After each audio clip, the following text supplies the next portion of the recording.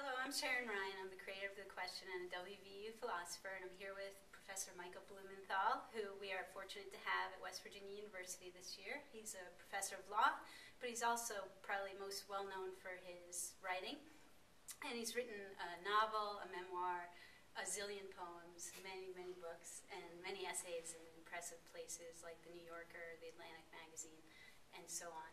And today we're talking about the value of art, and I'm specifically interested in speaking with Michael Blumenthal about the value of creative writing. And so you've written a lot of things, and probably too many. A lot of it is make-believe or poetry, and what is the value of that for you? So you could be finding a cure for AIDS, shoveling ditches, building a house. You could do a lot of things with your time, but yet you spend a good bit of your time writing interesting poems. And what's in it for you? Okay. Well, what's in it for me has changed over. I've been doing this for about 40 years, I think. And you're right, I'd probably be better off building houses for poor people or something, but I'm not very talented at that. When I started writing, it was much more for myself because I was lost and I wanted to be found. And so I think when a writer's young, they're writing sort of to find themselves. And E.M. Foster has a line about how do I know what I feel until I've seen what I've said, and trying to figure out what you feel. And I think when we're younger, we have a lot of like repressed material, as the psychoanalysts would say.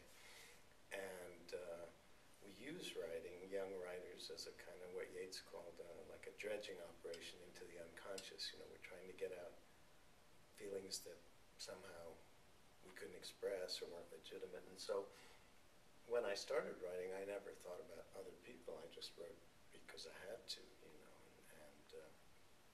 And then that goes on for quite a number of years if you're lucky. You know, you sort of feel like you're taking dictation from somewhere up high, you know. And I never really thought about other people, but I know that always one of the reasons we do a lot of things, including writing, is to be connected to the world and to make connection with other people and to kind of testify to what it means to be alive, you know. So I think as time went on and I actually published books, and some people actually seemed to read them, and I would get, you know, meet people when I gave a reading, or people would write to me, or somehow I would connect with people, and you know, that was very gratifying to understand that somehow you were touching other people, and other people, you were speaking to other people's experience that maybe they couldn't articulate for themselves. So I think as time has gone on, and I have had less of an, like, what I maybe neurotic need to write. I have a need to write to save my life, which I kind of, I think, did at first.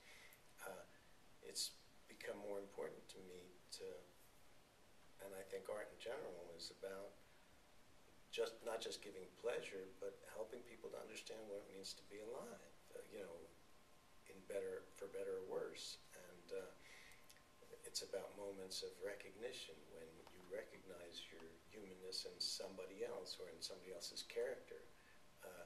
And it doesn't necessarily have to be, you know, a man for a man or a black for a black or a Jew for a Jew, or, you know, I think what you hope to get out of art is a kind of deeper understanding of life, which sometimes is about nature, sometimes about character, sometimes about psychology, sometimes about fate, religion, whatever it may be. So for me, you know, that's, I guess, the purpose of art is to give pleasure and to make connections, and to kind of, I guess there's always a little bit of arrogance about people who make art. You know, they somehow think they have something maybe that most people don't have, or they know something. So, you know, I hope it's not arrogant, but you hope to give people something that maybe they can't find for themselves, you know. So.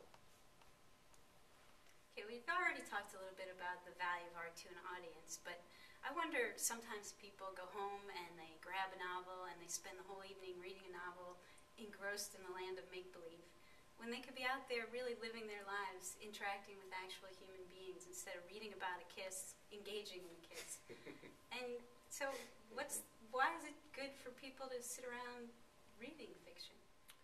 Well, with all due respect, since you're the philosopher, I don't quite agree with the question, because I think a lot of people assume there's this world of reality and then there's this world of art, and in art you're sort of retreating from the world of reality. And I actually believe that when I'm reading a book I love, or even writing one that I hope somebody else will love, I'm more intensely alive than almost at any other time, you know, and that the kiss in the book is often, depends on your experience, I suppose, but it's certainly safer and sometimes more satisfying than the kiss in real life. So I think, you know, that what art does actually is make us feel more alive, not less alive, you know, and that reading and writing and all that stuff isn't hiding from life.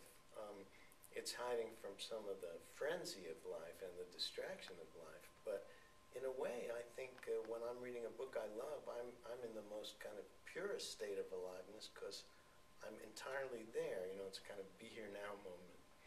And in the rest of life, I'm often sort of distracted and preoccupied and unreal. So I think really the reason for doing this is not, or the reason for the audience, for people, is not to hide. And sometimes, if you're lucky, you actually learn something that makes being in that other part of being alive better and more interesting, you know, and puts you in a deeper place. So, you know, I think that's really why people engage in art and read books, is not to run away. And, you know, of course, there's a certain amount of running away, there's a certain amount of, it's nice to crawl into bed with a book, you don't have to deal with, you know, whatever contentiousness you've got out there. But that's, I don't think, the main motive. That's a kind of comfort. But I think the book, Chekhov said something like a book is an axe with which to crack the ice within, you know, to crack open the ice within. That's what I think of it. You know, it's a way of making people more alive.